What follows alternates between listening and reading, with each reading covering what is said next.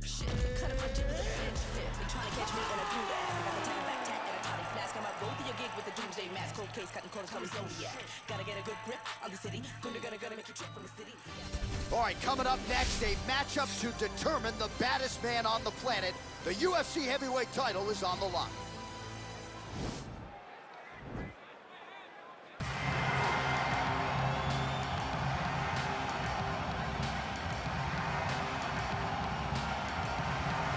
Well, for a long time, he's been mentioned with the baddest men on the planet. For a long time, though, the title fight eluded him. Not anymore. Here he is, the #1 heavyweight contender, finally making this walk and cracking a smile. He's waited a long time for this. He's not expecting a 25-minute war. He believes he has the power and the skills to get this thing done quickly. I guess we'll find out.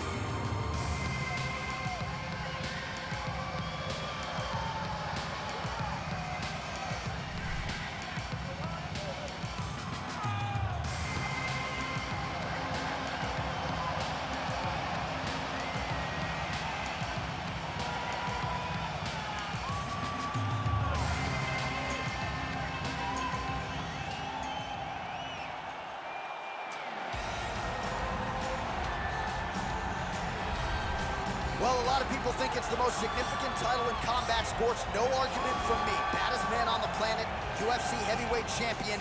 There he is in the flesh. What an absolute monster. What a title reign it has been. But a serious challenge in front of him here tonight. When this man became the heavyweight champion, a lot of people thought that this challenger was the one who would wrest the belt away. Now the fight is here. We'll see if we get a new champion or if this man continues one of the greatest heavyweight legacies the Octagon has ever seen.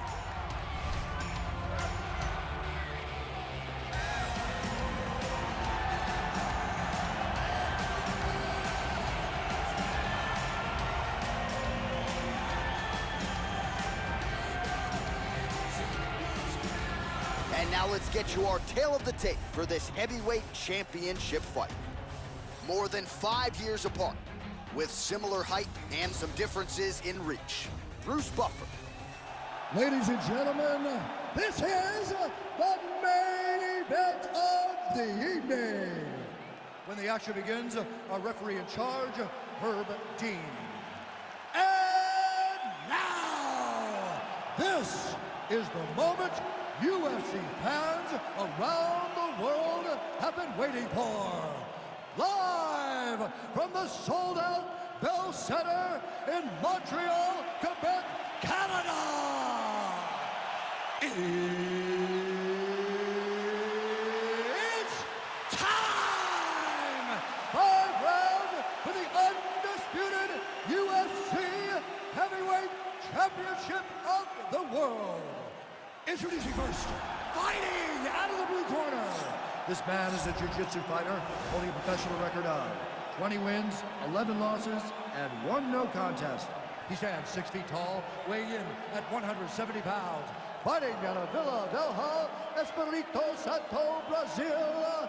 Presenting the challenger, Erick Silva.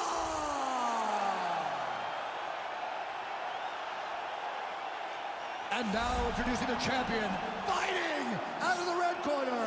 This man is a mixed martial artist, holding a professional record of 22 wins, 2 losses, and 1 draw. He stands 5 feet 10 inches tall, weighing in at 155 pounds.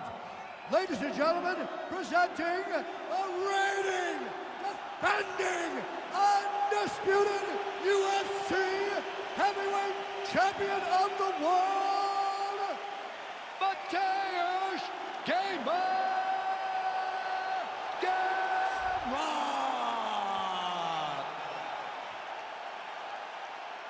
All right, this is for the championship. You've been given your instructions in the dressing room. Protect yourself at all times. Follow my instructions. We will have a clean fight. Touch gloves, let's make it official.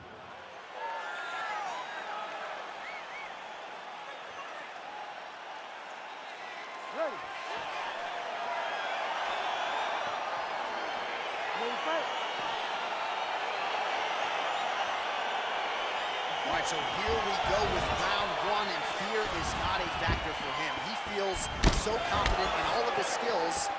He don't care what. John, what he got. John, it doesn't matter. John, it doesn't matter.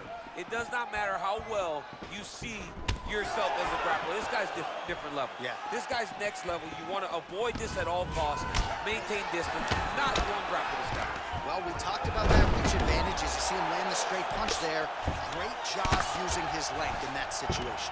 All right, full guard here, DC. We'll see how soon he tries to pass. Well, he needs to be passing immediately.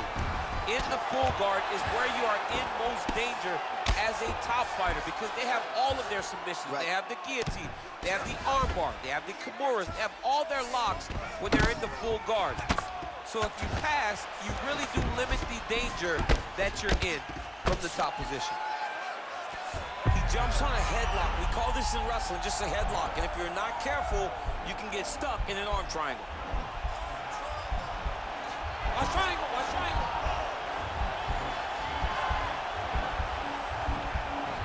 There he is, he's moving to the finishing position.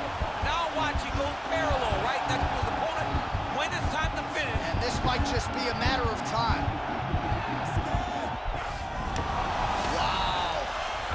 All right, right into side control. Upper body strength figures to be put to good use here. Yes, absolutely. And you gotta look for his opponent to turn back into him. He should chase guillotine, but the opponent turns to the opposite side. He can take his back, throw his hooks in, try to choke, or flatten him out and just go for the finish.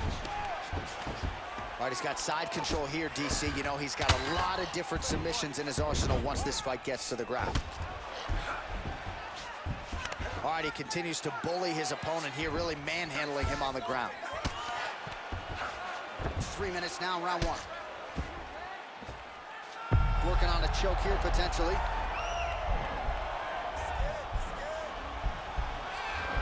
Oh!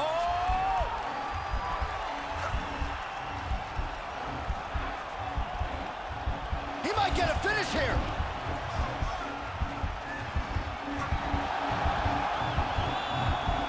Oh, now he's in trouble.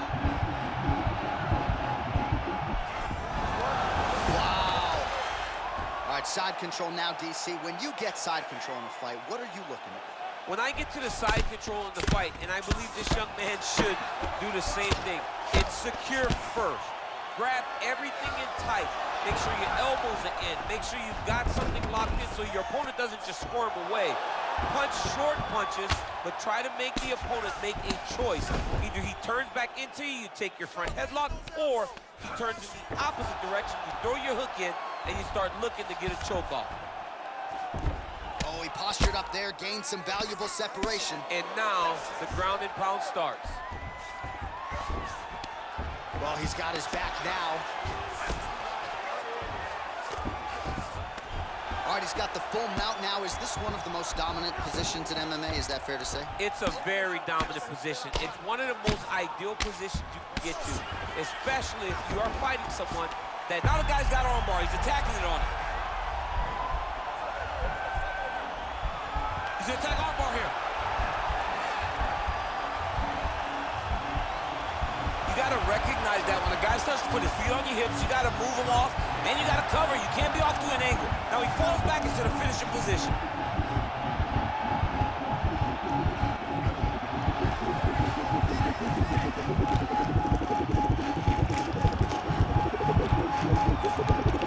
Oh, and he pins the arm down, and that is it. So the tap comes shortly thereafter. He got the arm straight, right? The moment he was able to break the lock, John, his opponent was in trouble.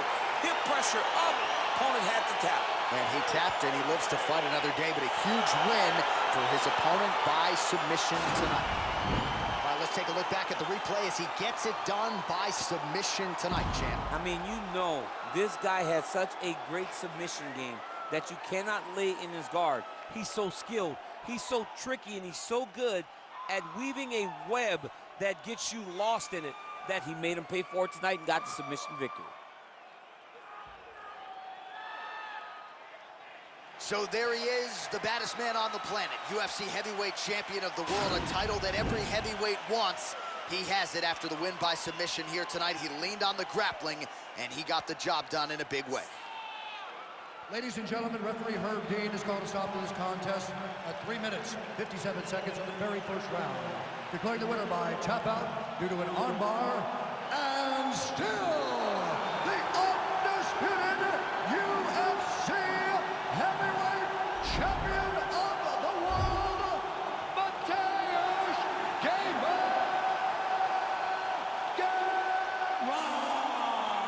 and still the baddest man on the planet, and now with another highlight for the real, the heavyweight champion submits the #1 contender here tonight, and now